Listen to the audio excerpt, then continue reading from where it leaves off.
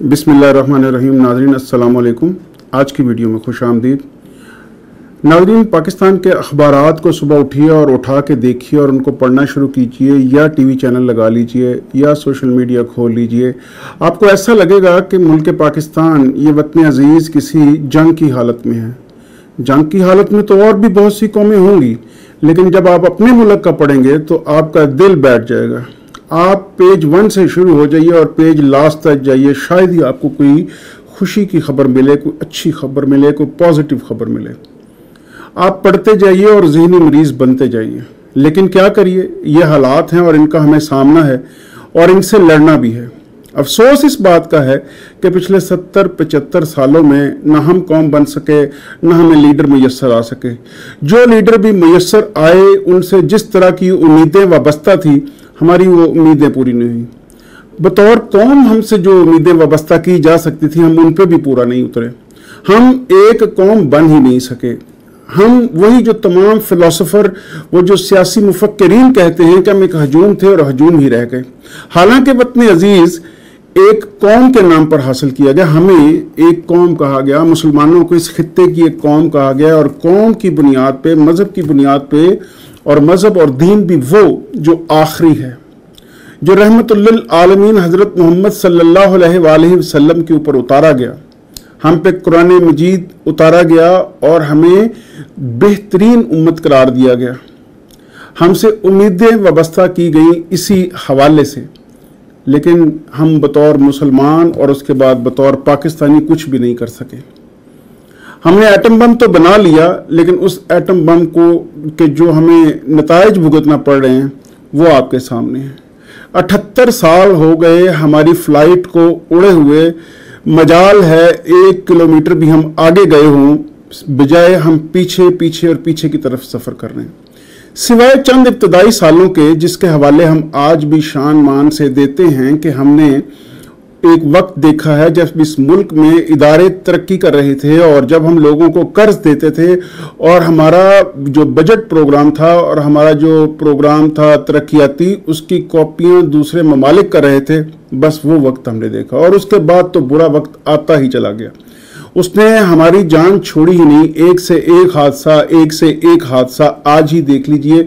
हम जिन political crisis का शिकार हैं, जिन मुआशी क्राइसिस का शिकार हैं, जिन सोशल क्राइसिस का शिकार हैं, खुदा जाने कितना वक्त लगेगा हमें इन सब से बाहर आने में। आज भी इंतशार की कैफियत इस मुल्क में बरपा है। हमें यही समझ नहीं आ रही कि हम जा किस तरफ रहे हैं, ना हमारे लीडरान हमें समझ दे रहे हैं ये बात। अफसोस देखिए कि एक सियासी पार्टी अपना सियासी हक, एहतजाज का सियासी हक इस्तेमाल करती है, लेकिन उनको उस हक को इस्तेमाल करने से ना सिर्फ रोका जा रहा है, बल्कि उनके 58 से ज़ायद जो टॉप के रहनुमा हैं, उनके खिलाफ दहशतगर्दी के पर्चे दर्ज कर दिए गए हैं। आप उनके एहतजाज की वीडियोस देखिए, वो सड़कों पे पैरों नंगे, उनकी औरतें और वो लोग भाग रहे हैं और पुलिस पीछे भाग रही है। एक ही मुल्क के अपने ही शहरों के ऊपर उनकी अपनी ही फोर्सेस हमले कर रही हैं, डंडे बरसा रही हैं, आंसू गैस फेंके जा रहे हैं, और उनको कंटेनर्स के जरिए रोकने की कोशिश की जा रही है।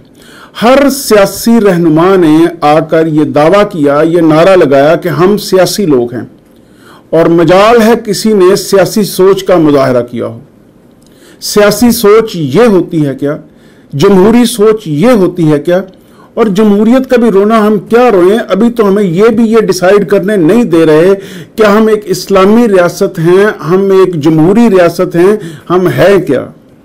आधी आबादी कहती है हम इस्लामी रियासत हैं, आधी आबादी कहती है हम जमहूरी रियासत हैं, और चंद लोग कहते हैं हम इस्लामी जमहूरी रियासत हैं। तो हमारा तो कोई रास्ता, कोई मंजिल तय ना हुए। अफसोस की बात यह है, मजहब का खेज बात यह है कि जिस एहतजाज का हम जिक्र कर रहे हैं, उस एहतजाज में 2 ऐसे सियासी रहनुमाओं के दहशतगर्दी के पर्चे कर दिए गए जो वहां पे मौजूद भी नहीं थे फिजिकली, और अगर कोई मौजूद भी था तो उसको उसके एहतजाजी हक से कैसे रोका जा सकता है? पीटीआई के रहनुमा, पीटीआई के चेयरमैन का पर्चा दे दिया गया, केपीके के वजीर आला का पर्चा दे दिया गया, उस पार्टी के एक अंदर बैठे रहनुमा के ऊपर पर्चा दे दिया गया। बताइए, ये इस मुल्क में कानून की हैसियत है? किस किस बात का रोना रोए हम? आज के अखबारात उठा के देखिए, जो भयानक खबरें, और भी बहुत हैं, अखबार तो पूरा भरा होता है, लेकिन एक खबर जरा मुलाहिजा कीजिए कि उसकी जो टॉप स्टोरीज हैं वो ये हैं कि हमारे मुल्क के आईनी और कानूनी इदारे आपस में नबरद अजमा हैं, आपस में इनकी एक जंग जारी है। कहीं पार्लियामेंट की और सुप्रीम कोर्ट की जंग जारी है, कहीं सुप्रीम कोर्ट के साथ लड़ रहा है, कहीं सुप्रीम कोर्ट हाई कोर्ट के साथ लड़ रहा है, कहीं सुप्रीम कोर्ट इलेक्शन कमीशन के साथ लड़ रहा है। तो बताइए, ये जो तमाम हमारे कानूनी इदारे हैं, जो हमारे आईनी इदारे हैं, ये इस मुल्क में कानून की हुक्मरानी हमें क्या देंगे जब ये आपस में अभी मामलात को तय करने से कासिर हैं? जो आता है अपने मफादात का खेल खेलता है और चलता बनता है। फिर एक नया शख्स आता है, वो अपने मफादात के ताने बाने बुनता है और अपने हिसाब इकट्ठे किए और भाग लिया। ये तो इस मुल्क का हाल है। दूसरी खबर मुलाजा कीजिए कि टैक्स के हवाले से तमाम अखबारात में आज खबरें हैं कि हमारी टैक्स कलेक्शन कम है। एक तरफ कहा जा रहा है 100% से ज़्यादा फाइलर्स बड़े हैं, दूसरी तरफ हमारा टैक्स रेवेन्यू कम है। और इस मुल्क की आवाम जो बैठी सड़कों पे घरों में रो रही है, वो कहते हैं आप हमसे टैक्स लेते क्यों हैं और हम आपको टैक्स दें क्यों? पूरी दुनिया में हुकूमतें जब टैक्सेस लेती हैं, उन टैक्सेस के इवज़ अवाम को सहूलियात दी जाती हैं, अवाम को उनके बुनियादी हकूक दिए जाते हैं, उनकी ज़िंदगियों की हिफाजत की जाती है। लेकिन यहाँ तो ये लगता है कि 22 करोड़ भेड़ बकरियां हैं और उनकी ज़िंदगी की, उनकी सोच की कोई अहमियत नहीं, ना उनको कोई हक हासिल है। बल्कि एक और खबर बताती है कि वो जो टैक्स चाहिए इन्हें, वो जो टैक्स बढ़ाना है, वो जो टैक्स इकट्ठा करना है, वो टैक्स एक तो पाकिस्तानी अवाम जानती है कि उसे कहाँ जाना है, और बाकी अखबार बता रहा है आपका कि पंजाब हुकूमत का पार्लिमानी सेक्रेटरीज और अफसरान के लिए लग्जरी गाड़ियां खरीदने का फैसला। बताइए, जिस मुल्क के ऊपर अरबों खरबों डॉलर का कर्जा है, जिस मुल्क का बाल बाल कर्जे में डूबा हुआ है, जिसका हर नया पैदा होने वाला बच्चा कर्ज में डूबा हुआ है, जिसके तज्जिया निगार चीख चीख के कह रहे हैं कि हम एक जहन्नुम की तरफ रवां दवा हैं, जो अपनी पॉलिसी मुल्क नहीं बना सकता, जो IMF के कर्जों के चुंगल में इस तरह से फंसा हुआ है, फिर जो हमारे इंटरनल कर्जे हैं उनके अंदर फंसा हुआ है, फिर जो हमने जो बिजली पैदा करने वाली IPPs को पैसा देना है उनके कर्जे हैं, और यहां सोने पे सुहागा कि आपके अफसरान के लिए लग्जरी गाड़ियां खरीदी जाएंगी आप अवाम के पैसे से। वो अवाम जो इस वक्त घरों में चैन की नींद सो रही है, और अगर नहीं भी सो रही तो उसे इस बात से कोई गरज ही नहीं कि हमारी चैन की नींद छीन लेने वाले और अपनी चैन की नींदों को बढ़ा चढ़ा लेने वाले इस वक्त मौज कर रहे हैं, और हम और हमारे बच्चे जहन्नुम गुजार रहे हैं। कौन आता है एहतजाज के लिए? कौन पूछता है हुकूमत से कि हमारा पैसा खर्च कर रहे हो तो क्यों कर रहे हो? कौन पूछता है कि ये जो इतने इतने बड़े, इतने लंबे लंबे प्रोटोकॉल्स हैं, क्या तुम्हारी जानें कीमती हैं, अवाम की जान कीमती नहीं है? क्या पेट सिर्फ तुम लोगों को लगे हैं? क्या पार्लियामेंट हाउसेस में जो तुम लोग सब्सिडाइज खाना खाते हो, इस मुल्क की एलीट क्लास हो, इस मुल्क के अमीर तरीन लोग हो, इंडस्ट्रियलिस्ट हो, जमींदार हो, चौधरी हो, लेकिन तुम्हें सब्सिडाइज खाना खाना है, और खाना भी बेहतरीन खाना है। तुम लोगों को VVIPs रिहाइशें चाहिए इस्लामाबाद में अपनी फैमिलीज के लिए, तुम्हें VVIP प्रोटोकॉल्स चाहिए, तुम्हें VVIP प्रोटोकॉल्स चाहिए एयरपोर्ट्स के ऊपर, तुम्हें VVIP सीटें चाहिए जहाजों के अंदर, तुम्हें VVIP ट्रीटमेंट चाहिए हर इदारे में, और आवाम रुलती रहेगी। वो आवाम जो टैक्स देती है वो लाइन में लगी है, और टैक्स खाने वाला एक साइड से आता है, सीधा अंदर जाता है, अपना काम करवाता है, और अंदर भी हट्टे कट्टे मुश्तंडे बैठे हैं। और वो आप जाइए, एक तो उनका चेहरा, उनका अंदाज इस तरह फिरौनों वाला होगा कि पूछिए मत।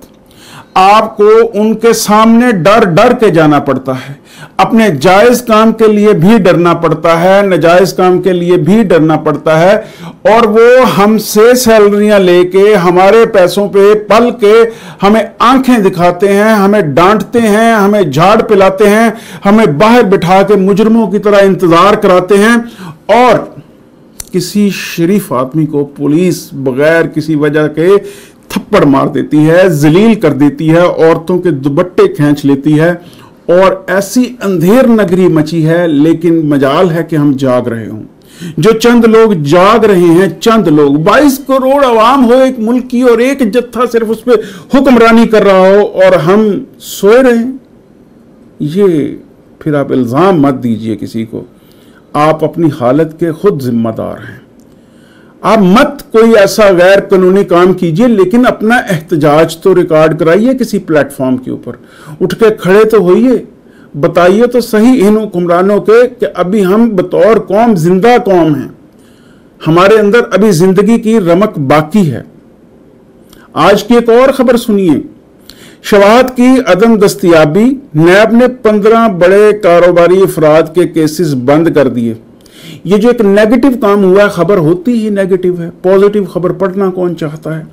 तो खबर यह है कि उनके केसेस बंद कर दिए गए, और छोटे छोटे कर्जे लेने वाले गरीब अवाम खुदकुशियां कर रहे हैं, और बैंक्स और कर्ज देने वाले उनकी जान को आए। उनके घरों में खाना नहीं पक रहा, उनकी दाद रसी करने वाला कोई नहीं, और बयान है कि धड़ाधड़ है। सियासी रहनुमाओं के बयान आप सुन लीजिए, सारा दिन आपको मिलेंगे कि हम ये कर देंगे, ये कर देंगे। सारी डंग टपाओ पॉलिसीज। आपका इतना बड़ा मुल्क है, उसमें इतना बड़ा इंफ्रास्ट्रक्चर है, लेकिन उस तमाम इंफ्रास्ट्रक्चर को लूला लंगड़ा कर दिया गया है, और जो बाकी बचा है उसको सिर्फ अपने मफादात के तहफ़्फ़ुज़ के लिए इस्तेमाल किया जा रहा है। तो बताइए कि आवाम फिर कैसे सुख की नींद सो सकती है जब रोज़ वारदातें होती हैं, जब हमारे बच्चों को अगवा किया जाता है, जब पुलिस ही लूटने वालों के साथ खड़ी होती है। तो फिर अवाम चैन की नींद कब सोएगी, जब चोरियां, डकैतियां, डाके, राहजनी के वाक़यात बढ़ जाएं, खुदकुशियां बढ़ जाएं, लोगों को पीने का साफ पानी मुहैया ना हो, खाने के लिए 2 वक्त की रोटी ना हो, सर पे छत ना हो, बिजली मिलती ना हो, बिल इतने हों कि वो अपने घरों को बेच के ही बिल अदा कर सकते हैं। लेकिन मजाल है कोई तब्दीली आ रही हो। यकीन कीजिए, मैं समझता हूं कि वो इतने बड़े दिल गुर्दे वाले लोग हैं जो ऊपर बैठे हैं। सियासत के अवानों में, रियासत के अवानों में जो लोग ऊपर बैठे हैं वो बहुत बड़े दिल के मालिक हैं। यकीन कीजिए कि इसराइल और फ़लस्तीन में मुसलमानों के ऊपर होने वाले मज़ालिम को देखकर दिल तो रोता है, लेकिन आपके अपने मुल्क में खामोशी से कितने लोग मौत मर रहे हैं, उनको ना कोई पूछने वाला है, बल्कि वो सफ़ेद पोश लोग हैं, बाहर निकलेंगे नहीं, किसी को बताएंगे नहीं, खामोशी से खुदकुशी करेंगे, अपनी कब्र में जाके लेट जाएंगे।